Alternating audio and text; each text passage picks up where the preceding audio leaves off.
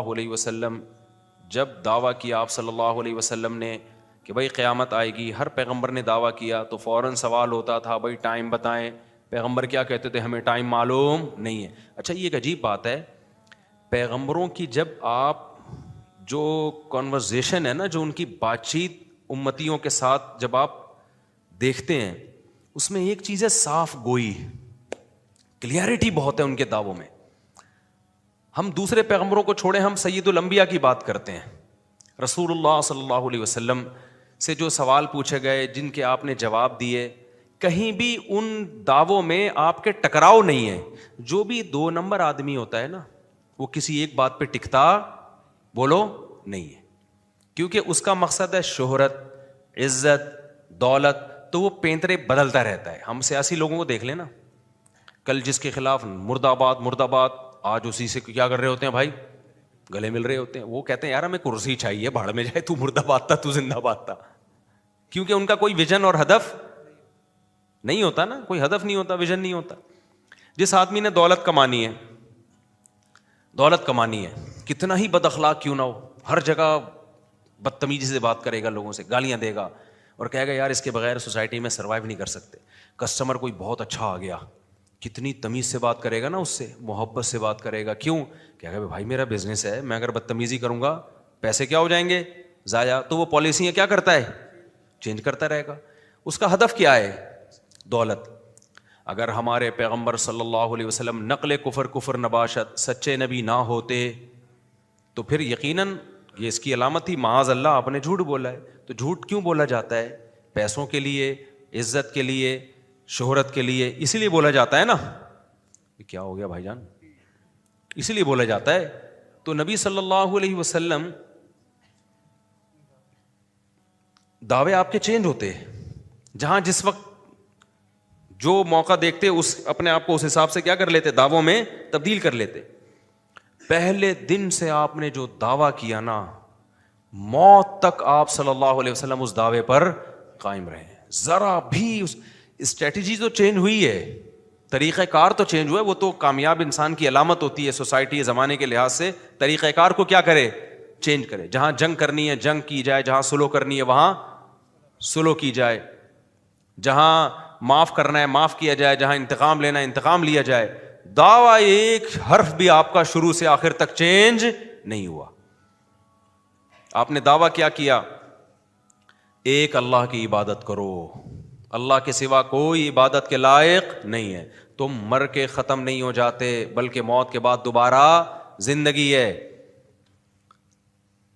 مشرکین نے بار بار کہا بھئی آپ یہ کر لیں آپ یہ کر لیں. فرمایا انما انا بشر مثلکم، میں تمہاری طرح کا انسان ہوں. یہ جو آپ کا دعویٰ تھا نا میں تمہاری طرح کا انسان ہوں، یہ جب کوئی 2 نمبر لوگ اس طرح کے دعوے کرتے ہیں نا، بھائی میں تو ایکچولی آپ جیسا ہوں بس، جب ان کو عزت شہرت ملتی ہے نا تو یہ دعویٰ کیا ہوتا ہے، پھر آہستہ آہستہ ان کا چینج ہوتا ہے. وہ فوراً کہتے ہیں بھائی اصل میں وہ تو میں نے کہہ دیا تھا میں آپ کی طرح کا انسان ہوں، لیکن ایسا ہے نہیں، میں بہت ہی کوئی الگ سی چیز ہوں. کیونکہ جب دیکھتا ہے نا لوگ آنا شروع ہو گئے تو پھر الگ قسم کے دعوے اس کے شروع. مجھے ساتھ یہ بھی ہوتا ہے، مجھے یوں بھی نظر آتا ہے، مجھے ایسے بھی نظر آتا ہے، میں یوں بھی کر سکتا ہوں، میں یہ بھی کر سکتا ہوں. ہمارے پیغمبر پہلے دن سے جس دعوے پر رہے وہ تھا انا انما انا بشر مثلکم، میں صرف تمہاری طرح کا انسان ہوں، تو میرے پاس کوئی طاقت نہیں ہے. لا اعلم غیب السماوات والارض، نہ میں آسمانوں زمینوں کے، لا يعلم من فی السماوات والارض الغیب الا اللہ، غیب کا علم میرے پاس نہیں ہے. مشرکین بار بار آ کے پوچھتے قیامت کب آئے گی، آپ کہیں گے بھائی مجھے تو نہیں پتا، میرے پاس تو غیب کا علم نہیں ہے. اگر میرے پاس غیب کا علم ہوتا تو مجھے ما مسنی السوء، کبھی کوئی مصیبت ہی نہیں آتی. میں تو بھائی مصیبتیں بھی آتی ہیں، مجھے تو مصیبتیں بھی آتی ہیں، مجھے تو خوشیاں بھی آتی ہیں، میں خوشیوں پہ خوش ہوتا ہوں، مصیبتوں پہ غم زدہ. اگر میرے پاس اختیارات ہوتے یا میں جو ہے غیب کا علم ہوتا تو مجھے پتہ چل جاتا کل مجھے یہ مصیبت آنے والی ہے، تو پہلے سے بچنے کا میں انتظام کر لیتا. کیسی اپنی پوزیشن بالکل جو پہلے دن تھی آخری دن بھی وہی رکھی. بھائی میں اپنی طرف نہیں بلا رہا، میں تمہاری طرح کا انسان ہوں. یہاں تک کہ بعض حدیثیں تو ایسی تواضع والی ملتی ہیں، ایسی تواضع والی. نبی صلی اللہ علیہ وسلم نے ایک صحابی سے کہا کہ کھجور کے جو نر کھجوروں کو مادہ کھجوروں سے مت ملاؤ. انہوں نے نہیں ملایا، تعبیر نخل کہتے ہیں. تو وہ کھجور میں کمی ہو گئی. انہوں نے کہا یا رسول اللہ کھجور میں کمی ہو گئی. آپ فرمایا میں تمہاری طرح کا انسان ہوں بھائی, میں کیا ہوں, نمانا صحیح مسلم کی حدیث ہے, بخاری مسلم کی, میں تمہاری طرح کا انسان ہوں, میں دین کے معاملے میں حکم دوں تو فالو کرو, دنیا کے معاملے میں انتم اعلم بامور دنیاکم منی, بھائی دنیا تو تم مجھ سے زیادہ جانتے ہو, کھجوروں کا تجربہ مجھے تھوڑی ہے, تمہیں کیا ہے. کوئی مذہبی لیڈر جو 2 نمبر ہو, اس طرح کا اسٹائل ہوتا ہے اس کا. پیر صاحب آج کل کے دیکھ لو نا, چائنا کے پیر آ رہے ہیں مارکیٹ میں, اتنا سا پیر ہوگا, باتیں ایسی کرے گا, وہ لنگڑوں کو بھی سیکھ کر سکتا ہے, وہ فالج زداؤں کو بھی ٹھیک کر سکتا ہے, وہ گنجے کے سر پہ بھی بال نکال سکتا ہے, وہ جس کی شادی نہیں ہو رہی اس کی شادی بھی کرا سکتا ہے, وہ سنگ دل محبوب کو اس کے قدموں میں بھی لا سکتا ہے. ٹچے قسم کے ہوتے ہیں, خود ان کے محبوب مارکیٹ سے کیا ہوتے ہیں, شارٹ ہوتے ہیں, لیکن دعوے دیکھو وہ جو پھونکو والا ہے. اور ایک سرکار نہیں, ایسی تو کروڑوں سرکاریں ہیں پاکستان میں, پوری دنیا میں ہے, یہ یہاں زیادہ ہیں. ذرا سے 4 آدمیوں نے عزت دینا شروع کر دی تو پیر صاحب کا اسٹائل کیا ہو گیا, چینج ہو گیا. مجھے گھر میں بلاؤ, میں پھونک ماروں گا, وہاں سے جن چڑیل بھوت کیا ہو جائیں گے, بھاگ جائیں گے. پیر صاحب کی دعا ہے, ہمارے سر پہ ہاتھ ہے جس کی وجہ سے بگڑی بنتی چلی. ہمارے پیغمبر کا پہلے اور آخر دن بھی, حالانکہ آپ کو خدا کی قسم جو عزت ملی ہے نا, نبی کے آرڈر پہ گردنیں کٹوائی ہیں صحابہ نے. حضرت سعد نے تقریر کی, یا رسول اللہ بنی اسرائیل کی طرح نہیں ہے کہ جنہوں نے کہہ دیا تھا اذهب انت وربک فقاتلا, جاؤ آپ اور آپ کا رب جا کے لڑیں, ہم یہیں بیٹھے ہیں. نا آپ آگ میں چھلانگ لگانے کا کہو گے, آگ میں چھلانگ لگا دیں گے ہم. ایسے فالوورز دنیا میں کسی کو نہیں ملے. اور پھر معجزے بھی دیکھ رہے ہیں. آپ صلی اللہ علیہ وسلم نے پانی میں انگلیاں ڈالیں, انگلی مبارک, اور پانی کا چشمہ پھوٹ گیا. یہ معجزے بھی دیکھ رہے ہیں. اس کے باوجود بھی آپ کہہ رہے ہیں یہ کون کر رہا ہے بھائی, اللہ کر رہا ہے. انما انا بشر مثلکم, میرے پاس اختیارات نہیں ہے, میں کچھ نہیں کر سکتا. آج کسی کے ہاتھ پہ کوئی ایسی کرامت ظاہر ہو جائے تو پیر صاحب کی تو ٹون کیا ہو جائے گی, چینج. پیر صاحب کہیں گے میں بول نہیں رہا تھا. ایک پیر صاحب کا کوئی مرید نے خواب دیکھا, پیر صاحب کو کہا حضرت آج بہت عجیب خواب دیکھا آپ کے بارے میں. پیر صاحب نے کہا بتا بھائی. کہہ رہے میں نے دیکھا کہ آپ کی انگلیاں جو ہے نا شہد میں, اور میری انگلیاں گندگی میں. وہ گندگی کا نام لیتے ہوئے مجھے وہ گھن آ رہی ہے. وہ پورا نام, جب مسجد کے باہر کسی کو سناؤ گے پورا نام لے کے سنانا, اس کے بغیر کیچڑ تو بہت ہلکی چیز ہے بھائی, اس میں گندگی میں سمجھ رہے ہو. تو پیر صاحب نے کہا دیکھا یہی تو فرق ہے تم میں اور مجھ میں, میری انگلیاں شہد میں, تمہاری انگلیاں گند میں, گوبر میں.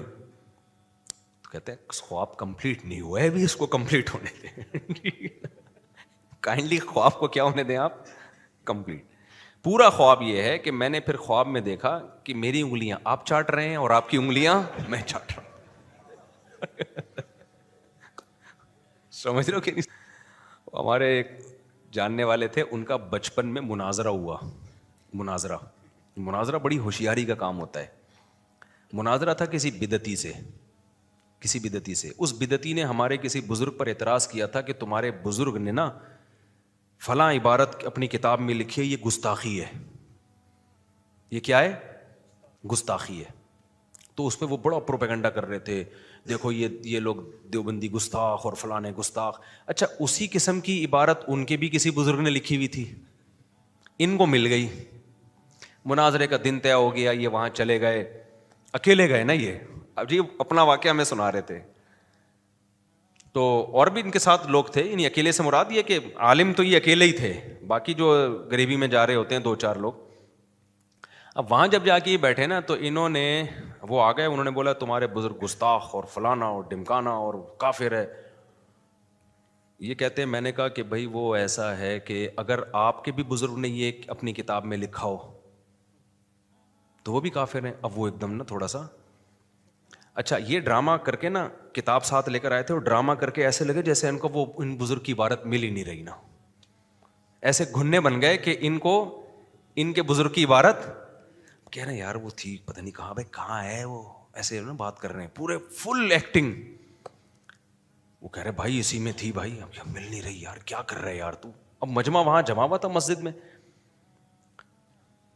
اب ان کے نا کانفیڈینس پیدا ہونا شروع ہو گیا ان لوگوں میں, جو مخالفین تھے نا ان میں, ان کو ہو گیا بھائی یہ اس بھی بھول گیا یا نہیں ہے, یہ ڈرامہ کر رہا تھا. تو انہوں نے کہا کہ اب کہہ رہے یار وہ پتہ نہیں گئی کدھر ہے, لیکن اگر کسی نے ایسا لکھا ہو وہ کافر ہے یا نہیں ہے. اب نہ تھوڑے تھوڑے لوگ کہہ رہے ہیں ہاں کافر ہے, تھوڑے تھوڑے گھبرانے کے نمل نہ جائے نا کہیں. تو اب پھر یہ تلاش کر رہے ہیں یار گئی کہاں یار. تو کہنے لگے یار وہ پتہ نہیں کہاں گئی. تو لیکن اگر لکھا ہو تو کافر ہے یا نہیں. انہوں نے کہا بھائی لکھا ہو تو پکا کافر ہے, لیکن تو دکھا تو صحیح نا, تو چھوڑیں گے نہیں اب ہم. ان کو پکا کروا دیا اس پہ. ان کو کیا کروایا؟ پکا کروا دیا. انہوں نے بولے ان کو پہلے نا مضبوط کرو تاکہ یہ ایسا نہ بولے کہ نہیں اس کا ایکچولی اس کا تو یہ مطلب. پھر یہ کہہ رہے پھر مل نہیں رہی. اب کہہ رہے ہیں یار وہ مل نہیں رہی, لیکن اگر بالفرض کسی نے یہ الفاظ لکھے ہیں تو وہ کافر ہے یا نہیں ہے. تو وہ کہہ رہے ہیں ابے ہم تجھے نا ماریں گے, پکا کافر ہے, اسلام سے خارج ہے, تو دکھا تو صحیح. جب بہت زیادہ ان کی زبان سے اگلوائے اور گھننا بن کے جیسے وہ عبارت ہی گم گئی ہے فوراً نکال کے دکھا دی یہ لکھا ہوا ہے. اس کے بعد جو کہہ رہے میں بھاگ گیا وہاں سے, کیونکہ پتا تھا طبیعت سے کیا کروں گا, پٹوں گا. لیکن بہت سارے لوگ نا جو اس پیر کو اپنا باپ مانتے تھے وہاں سے کٹ گئے وہ. تو یہ نا بڑی ہوشیاری کا کام ہوتا ہے. خیر کہاں بات چل رہی تھی, میں کیا کہہ رہا تھا یار, ابے بات کیا. ہاں تو رسول اللہ صلی اللہ علیہ وسلم کا دعویٰ پہلے دن سے کوئی اس طرح کے دعوے نہیں آپ صلی اللہ علیہ وسلم نے کیے کہ میرے پاس اختیارات ہیں, میں طاقت اور قوتوں کا مالک. بخاری کی ایک حدیث جب ہم نے پڑھی نا طلب علمی کے دور میں, یہ موطا امام مالک میں پڑھی تھی ہم نے حدیث, میں حیران ہو گیا کہ یار ایسی پاکیزہ سیرت سید الانبیاء کی.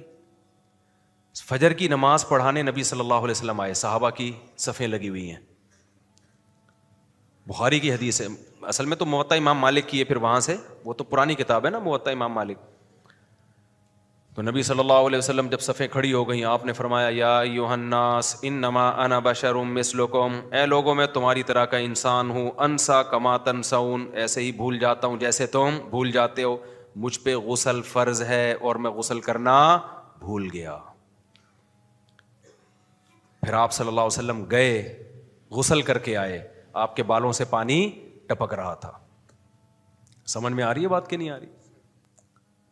تو جو ظرف کے چھوٹے ہوتے ہیں نا وہ بدگمان ہو جائیں گے ایسے موقع پہ, یار یہ سید الانبیاء ہیں, پیغمبر ہیں اور غسل کرنا بھول گئے ہیں. بھائی فرض غسل جو جنابت کا غسل ہوتا ہے, ایسا ہی ہوگا کہ نہیں؟ آج کوئی پیر یہ کام کر لے, بہت بڑے بزرگ ہیں جی, لنگڑوں کو سیٹ کر رہے ہیں, گردوں کی پتھری نکال رہے ہیں, اور مسلح پہ آ گئے یاد, ابے یار رات بیگم سے مباشرت ہوئی تھی یا نائٹ فال ہوا تھا اور جو ہے ابے میں تو غسل ہی بھول گیا ہوں. میں کہتا ہوں مریدین پکڑ پکڑ کے کوٹ کے بولیں گے تو گنجوں کے سر پہ بال نکال رہا ہے صحیح نا, پتھریاں نکال رہا ہے, اور تجھے اتنے شعور نہیں ہے کہ تو غسل کرنا بھول گیا. یہ حال ہوگا کہ نہیں ہوگا؟ تو جاہلوں کو جاہل ملتے ہیں, لیکن ایک نمبر لوگوں کو ایک نمبر ملتے ہیں. پیچھے ابو بکر عمر اور ایسے لوگ تھے صف میں, وہ لوگ تھے, وہ نبی سے بدگمان نہیں ہوئے. یہی نبی کی خوبصورتی ہے بھائی, دعوے میں کلیئرٹی. ہم نے کب دعویٰ کیا کہ ہم کوئی فرشتے ہیں یا ہم کوئی کیا ہیں, ہم ویسے جو ہے نا ہمیں کوئی بھولتے ہی نہیں. ہم تو بھائی تمہاری طرح کے انسان ہیں. پہلے دن سے اپنے آپ کو انسان کہا, اور انسان بھی انما انا بشر مثلکم, تمہاری طرح کا انسان. ایسا نہ لوگ سمجھیں کہ انسانوں کی بھی دو قسمیں ہیں, پیغمبر الگ ٹائپ کے ہوتے ہیں اور عام لوگ الگ. بھائی میڈیکلی فزیکلی میں انسان ہوں, روٹی پانی کا محتاج ہوں, مجھے نکاح کی بھی ضرورت ہے, اولاد کی بھی ضرورت ہے. آپ کے جب بیٹے کا انتقال ہوا آپ کی آنکھوں سے آنسو جاری ہوئے, میں غمزدہ ہوتا ہوں, اور مجھے مصیبتیں بھی پہنچتی ہیں, خوشیاں بھی پہنچتی ہیں. یہ ساری چیزیں جو نیچرل ہے. تو یاد رکھو حق پر وہی ہوگا جو پیغمبر کی سیرت پر ہوگا. جو اس ٹریک سے ہٹا نا اور دعوے شروع کر دیے میں کچھ الگ ہی چیز آ جاؤں مارکیٹ میں, اور بھائی تو پتہ نہیں, تو کوئی مذہبی رہنما نہیں ہو سکتا, تو کوئی جاہل پیر ہو سکتا ہے. نہیں آئی میرا خیال ہے بات سمجھ میں. پھر دیکھو نبی صلی اللہ علیہ وسلم جب مکہ فتح ہو گیا کتنی عزت ملی آپ صلی اللہ علیہ وسلم کو. پھر تو اور فتوحات کے دروازے کھل گئے. اپنی وفات سے پہلے آپ وصیت کر رہے ہیں لعن اللہ الیہود والنصارى, اللہ یہود و نصارہ پہ لعنت کرے جنہوں نے اپنے پیغمبروں کی قبروں کو عیدگاہ بنا لیا, میلے ٹھیلوں کی جگہ بنا لیا. میری قبر کے ساتھ ایسا معاملہ نہ کرنا. جو جھوٹے لوگ ہوتے ہیں وہ کہتے ہیں یار بس مروں نا پتہ چلے کیا ہوا ہے, کوئی دنیا سے گیا ہے, قبر پہ ایسا دھمال ہونا چاہیے. فلاں جگہ قبر بنانا بھلے شاہ کی قبر کے قریب, یا عبداللہ شاہ غازی کے لوگ کہہ رہے ہوتے ہیں نا یہ دعوے, عبداللہ شاہ غازی کے قریب بنانا, وہاں عرس ہو مزہ آئے, وہ پتہ چلے کو بندہ ہے. لوگ چاہتے ہیں ریکارڈ میں ہمارا نام رہے.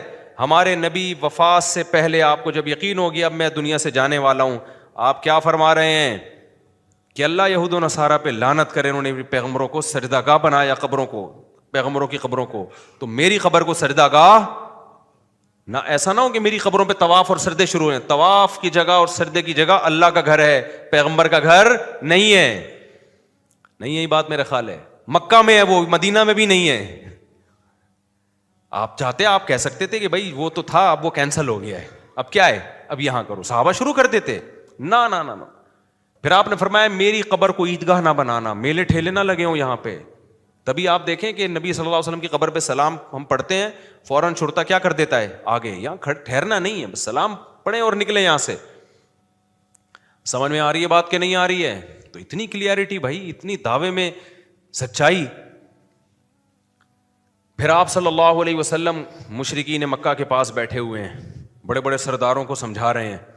ایک نابینا صحابی آئے, غریب مسکین, آپ کو ناگوار گزرا کہ میں اتنی اہم محفل میں ہوں اور یہ غریب مسکین صحابی کیوں آئے. آپ صلی اللہ علیہ وسلم نے چہرے کو پھیر لیا, چہرے پہ ناگواری کے آثار ظاہر ہوئے. اللہ نے آسمان سے آیتیں نازل کی, عبس وتولی ان جاءہ الاعمی, ایک نابینا کے آنے پر آپ کی پیشانی پہ لکیریں کیوں آئیں؟ پھر اللہ نے کیا تنبیہ کی کہ جو ہدایت چاہتے نہیں ہیں آپ, انت لہو تصدی, ان کی ہدایت کے پیاسے ہیں آپ, یہ سردار لوگ, اور جو بیچارہ غریب مسکین آپ کے پاس ہدایت کی خاطر آ رہا ہے اس سے منہ موڑ رہے ہیں. بتاؤ کسی کی اگینسٹ کوئی اس طرح کی آیتیں آ رہی ہوں, وہ سنائے گا لوگوں کو پڑھ کے؟ ہیں بھائی, وہ تو اپنے ہر عمل کی توجیہ کرے گا, میں نے بالکل قوم کے وسیع تر مفاد میں کیا ہے, صحیح کیا ہے بالکل. ہمارے سیاسی لیڈر دیکھو نا, سب کچھ کر رہے ہوتے ہیں کس کے مفاد میں؟ قوم کے وسیع تر مفاد میں.